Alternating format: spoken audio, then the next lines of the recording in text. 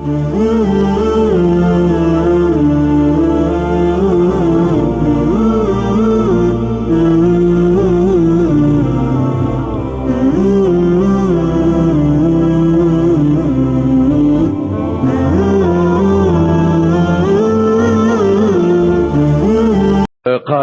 مبارکه سوره چې د قران عظیم شان یوسلو یومه سوره ده په مکه معظمه کې را نازله شوې ده.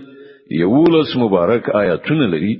تلاوت او پښتو ترجمه یې له لومړي آیت څخه اوري. اعوذ بالله من الشیطان الرجیم. پناه وړم الله تعالی شړل شوي شیطان څخه. بسم الله الرحمن الرحیم. الله په نوم چې ډیر زیات مهربان پوره رحم لرونکی دی. القارعه ما القارعه. سخته ټکوونکې پیښه. څه ده هغه سخته ټکوونکې پیښه؟ وما ادراك ما القارعه. څه پوهیږي چې هغه سخته ټکوونکې پیښه څه ده؟ يوم يكون الناس كالفراش المبثوث وتكون الجبال كالعهن المنفوش.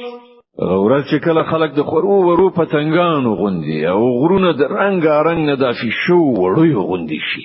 فأما من ثقلت موازينه فهو في عيشة راضية.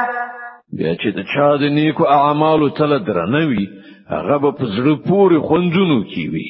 وأما من خفت موازينه فأمه هاوية. د چا چې د نیکو اعمالو تل سپکوي د هغه استوګنځای به ژوره کنده وي یعنی دوزخ. وما أدراك ما هي نار حامية. او څه خبرې چې هغه هاویه یعنی ژوره کنده څه شی دی؟ لمبه وهونکی سوځونکی اور دی.